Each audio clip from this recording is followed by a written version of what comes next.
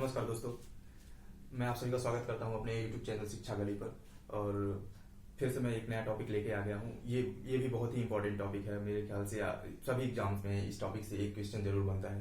तो अभी आपका जो आने वाला जो भी एग्जाम है, उस एग्जाम की अगर आप अच्छी तरीके से तैयारी कर रहे हैं तो इस वीडियो को जरूर देखिए, क्योंकि यहाँ से आपका एक नंबर बन सकता है।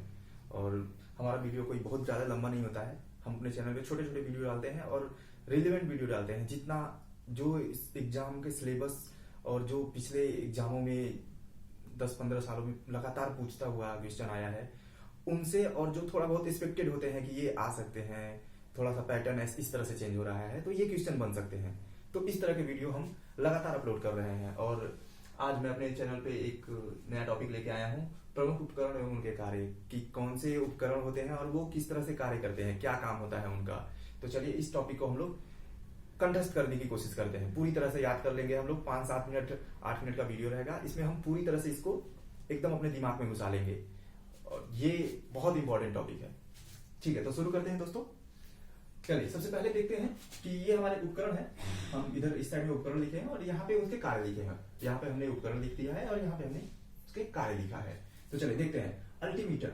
अल्टीमीटर दोस्तों आपने देखा होगा कि अल्टीमीटर जो जब भी हम काफी ज्यादा ऊंचाई पर होते हैं, जैसे मान लो कोई पहाड़ पे है और या कोई छत पे खड़ा है और वहां से अगर हमें ऊंचाई की माप करनी है, या मान लो इस कमरे में अगर ऊंचाई की माप करनी है, तो जनरली हम लोग क्या यूज करते हैं? अल्टीमीटर का यूज करते हैं। तो ऊंचाई का जो माप होता है हमारा अल्टीमीटर के थ्रू होता है। तो ये आप लोग याद रखिएगा। बैरोमीटर, जैसा कि आप इसमें ब आ रहा है और यहाँ भी वो आ रहा है, तो वायुमंडलीय दाब मापने के लिए हम लोग बैरोमीटर का यूज करते हैं। ये बहुत ही कॉमन है, जनरली सभी स्टूडेंट जानते हैं, लेकिन फिर भी हम लोग इसको याद रखेंगे एक बार कि बैरोमीटर जो है वो वायुमंडलीय दाब की माप के लिए हम लोग यूज करते हैं। ठीक है। कार्डियोग्राम, जैसा कि आप लोगों को पता है, कार्डियो मतलब होता है कार्डियो मतलब होता है हृदय। तो कार्डियो से आप लोग समझ सकते हैं कि हृदय गति की जो जांच होती है, अगर हृदय हमारा कितना तेज गति कर रहा है, इसकी जांच हम लोग किसे करते हैं दोस्तों? कार्डियोग्राम से। ठीक है, आगे देखते हैं दोस्तों हम लोग। मैनोमीटर। मैनोमीटर दोस्तों गैसों के दाब की माप। मान लीजिए अगर एक सिलेंडर के अंदर गैस भरा हुआ है तो वो कितना दाब के साथ भरा हो, कितना दाब है उसमें, इसकी हम जांच करते हैं मैनोमीटर से। दोस्तों यहाँ पे हम दो टर्म पढ़ेंगे, हाइड्रोमीटर और हाइग्रोमीटर। हाइड्रो मतलब होता है पानी, हाइड्रो मतलब क्या होता है? पानी। और हाइग्रो मतलब होता है पानी के अंदर की नमी, हवा के अंदर की जो पानी, हवा के अंदर जो पानी है उससे हवा में कितना नमी है। तो यहाँ पे दोस्तों देखिए, हाइड्रो जो होता है, हाइड्रो का मतलब होता है HYDRO। हाइड्रो का मतलब होता है दोस्तों पानी। ठीक है, तो जहां पे हाइड्रो लिखा होगा, हाइड्रोमीटर, वहां पे हम द्रव का अपेक्षित घनत्व बनाते हैं। ठीक है, हाइड्रो में द्रव आ रहा है, हाइड्रो पानी मतलब क्या? पानी मतलब द्रव, हाइड्रो मतलब पानी। तो यहां से आप समझ सकते हैं कि हाइड्रोमीटर, ये एक्चुअली बहुत कंफ्यूजिंग है। जनरली स्टूडेंट भूल जाते हैं एग्जाम में, ये जब आ जाता है और 4 ऑप्शन साथ में आ जाते हैं तो बच्चे कंफ्यूज हो जाते हैं कि ये हम पानी का घनत्व नाप रहे हैं या फिर वायुमंडलीय आर्द्रता नाप रहे हैं, कि हवा में जो नमी है उसको हम नाप रहे हैं। ठीक है, वायुमंडलीय आर्द्रता का मतलब यही होता है दोस्तों कि हवा में कितनी नमी उपस्थित है। ठीक है, तो हाइग्रोमीटर अगर रहेगा तो हम वायुमंडलीय आर्द्रता नापेंगे, और अगर हाइड्रोमीटर, हाइड्रो जहां पे आ गया वहां पे हम द्रव का अपेक्षित घनत्व नापते हैं। ठीक है, याद रहेगा, बिल्कुल याद रहना चाहिए। Rain gauge. रेन मतलब आप लोग जानते हैं, रेन मतलब होता है वर्षा। तो रेन मतलब वर्षा, गेज मतलब होता है, हम लोग गेज जनरली आप लोग साइंस में पढ़े होंगे, गेज एक तरह का मापक होता है। तो रेन गेज का वही मतलब होता है वर्षा का मापक। रेन मतलब वर्षा, गेज मतलब मापक। ठीक है, रिक्टर स्केल, ये बहुत इंपॉर्टेंट क्वेश्चन एक्चुअली। देखो दोस्तों, ये बार बार एग्जाम का पार्ट बना हुआ है, तो इसको तो हम बिल्कुल याद रखेंगे कि भूकंप की तीव्रता की माप, ये तीव्रता की माप जो हम करते हैं, वो भूकंप की तीव्रता की माप हम करते हैं किससे? रिक्टर स्केल से। लेकिन अगर यही आप देखेंगे तो यहाँ पे हमने सिस्मोग्राफ लिखा है। ये भूकंप मापी यंत्र है।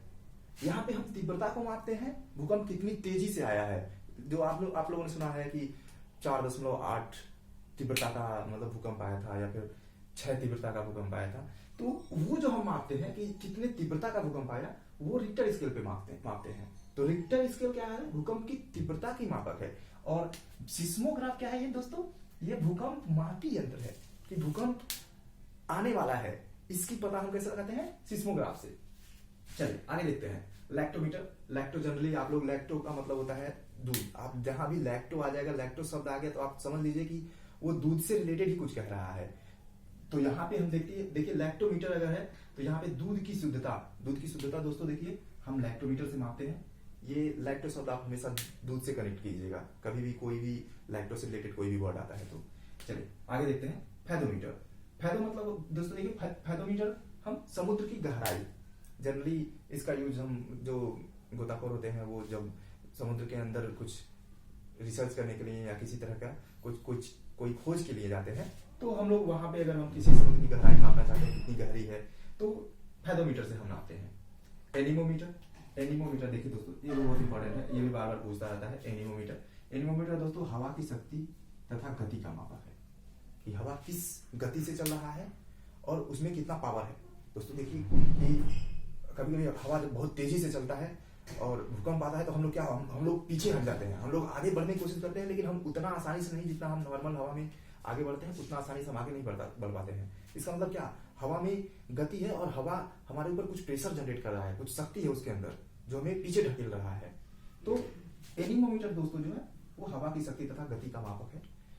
चलिए हमने सिस्मोग्राफ पर डिस्कस किया। भूकंप मापी यंत्र है दोस्तों, देखिएगा आप लोग एक बार और रिकॉल करा देता हूं मैं, एक बार और हम याद कर लेते हैं कि सिस्मोग्राफ जो है भूकंप मापी यंत्र है और रिक्टर स्केल जो है भूकंप की तीव्रता की मापक है। ठीक है दोस्तों, याद रहेगा बिल्कुल। चलिए सेक्सटेंट दोस्तों बिल्कुल अलग नाम है सेक्सटेंट। आकाशीय पिंड की कोणीय दूरी की माप।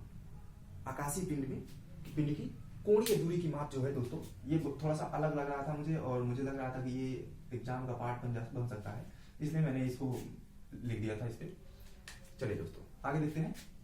क्रिस्कोग्राफ दोस्तों ये बहुत इंपॉर्टेंट है, ये मेरे पॉइंट ऑफ व्यू से ये बहुत ही इंपॉर्टेंट है क्योंकि पौधों की जो वृद्धि की जो माप होती है, जनरली क्वेश्चन ऐसे भी पूछ सकता है कि क्रिस्कोग्राफ का यूज हम किस लिए करते हैं या फिर पौधों की वृद्धि की माप के लिए हम किसका यूज करते हैं, किस उपकरण का यूज करते हैं, तो वो क्या है दोस्तों?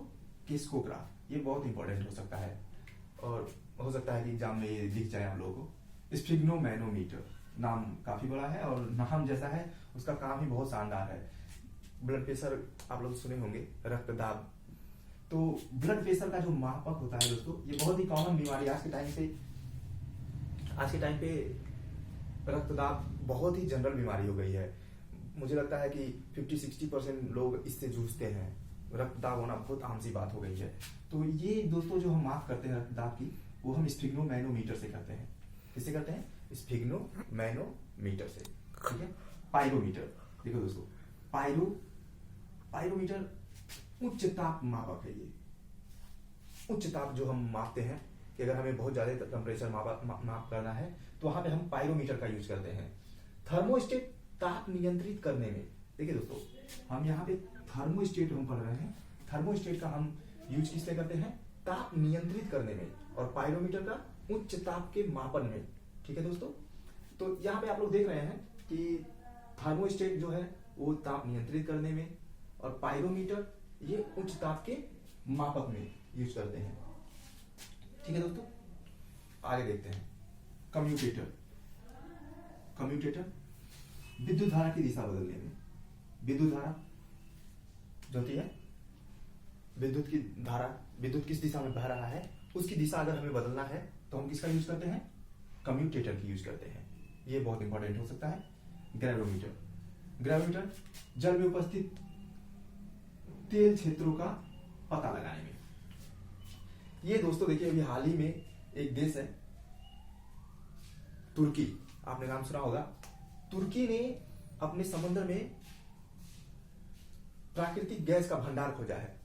प्राकृतिक गैस का भंडार वहां पे प्राकृतिक गैस का भंडार या तेल का भंडार खोजने की वजह से तुर्की जो क्या हुआ है कि पूरी तरह से दूसरे देशों पे जो वो आयात कर रहा था प्राकृतिक गैस और तेल, उससे क्या हुआ है कि उससे उबर चुका है। अब वो उसको ज्यादा किसी के ऊपर डिपेंड होने की आवश्यकता नहीं है।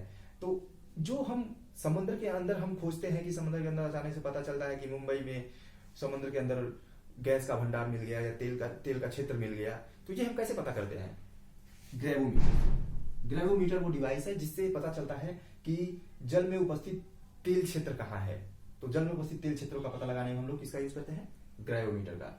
बिल्कुल इंपॉर्टेंट। और एक और लास्ट हम देखते हैं हाइड्रोफोन। हाइड्रो मतलब मैंने आप लोगों को पहले ही बताया कि जहां पे हाइड्रो वर्ड दिख जाए वहां पे हाइड्रो का मतलब होता है पानी। क्या होता है दोस्तों? पानी। तो यहाँ पे हाइड्रो आपका दिख गया, इसका मतलब पानी यहाँ आ गया। ठीक है, तो हाइड्रो और फोन में पानी में ध्वनि की मापक। तो हाइड्रो मतलब पानी और फोन मतलब क्या? ध्वनि।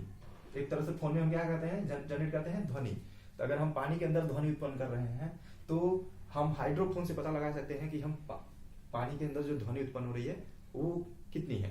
ठीक है दोस्तों, तो चलिए अभी तो ये हो गया हमारा। अभी हम इसको एक बार क्विक रिवीजन कर लेते हैं। क्विक रिवीजन में हम दोबारा देखते हैं इसको जल्दी जल्दी।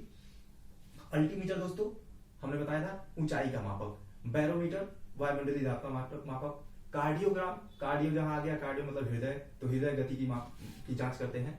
मैनोमीटर गैसों के दाब की माप हम लोग करते हैं मैनोमीटर से। हाइड्रोमीटर द्रव का अपेक्षित घनत्व, हाइड्रो द्रव, हाइग्रो वायुमंडलीय आर्द्रता। ठीक है दोस्तों। रेन गेज वर्षा मापक। रिक्टर स्केल भूकंप की तीव्रता का मापक। सिस्मोग्राफ भूकंप मापी यंत्र। ठीक है, रिक्टर स्केल भूकंप की तीव्रता का मापक, सिस्मोग्राफ भूकंप मापी यंत्र। लैक्टोमीटर दूध की शुद्धता। फैदोमीटर समुद्र की गहराई। एनीमोमीटर हवा की शक्ति तथा गति का मापक। सेक्सटेंट आकाशीय पिंड की कोणीय दूरी की माप। ठीक है दोस्तों। क्रिस्कोग्राफ पौधों की वृद्धि की माप। स्फिग्नोमैनोमीटर ब्लड प्रेशर का मापक, रक्तदाब का मापक। पायरोमीटर उच्च ताप मापक। थर्मोस्टेट ताप नियंत्रित करने में। पायरोमीटर उच्च ताप मापक, थर्मोस्टेट ताप नियंत्रित करने में। कम्यूटेटर विद्युत धारा की दिशा बदलने में। और ग्रेवोमीटर जल में उपस्थित तेल क्षेत्रों का पता लगाने में। हाइड्रोफोन पानी में ध्वनि की माप। ठीक है दोस्तों, तो ये टॉपिक खत्म करते हैं। और दोस्तों तो हमारे चैनल को अगर ये वीडियो आपको पसंद आया हो तो हमारे चैनल शिक्षा गली को आप लोग लाइक कीजिए, सब्सक्राइब कीजिए और ऐसे ही हमारे चैनल को आगे देखते रहिए, क्योंकि हम लोग इस पे जो भी कंटेंट लाएंगे बहुत ही रिलेवेंट होगा और एग्जाम पॉइंट ऑफ व्यू से, खासतौर पे जो आने वाले एग्जाम है, छोटे छोटे जो एग्जाम जो आ रहे हैं, जैसे एनटीपीसी का एग्जाम है, ग्रुप डी का एग्जाम है, या फिर अभी नोटिफिकेशन आ गया है एसएससी सीएचएसएल का, तो इन सब एग्जामों में मैंने देखा है कि इसमें से पक्का एक क्वेश्चन बनता ही बनता है। तो आप लोग हमारे चैनल शिक्षा गली को जरूर लाइक और सब्सक्राइब कीजिए और कमेंट करके बताइए कि आप लोगों को अगला टॉपिक किस टॉपिक पे चाहिए, अगला वीडियो हम लोग किस टॉपिक पे आप लोगों को प्रोवाइड करें।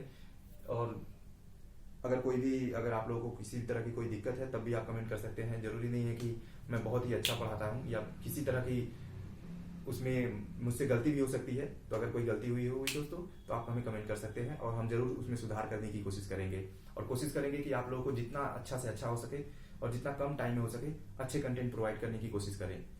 नमस्कार।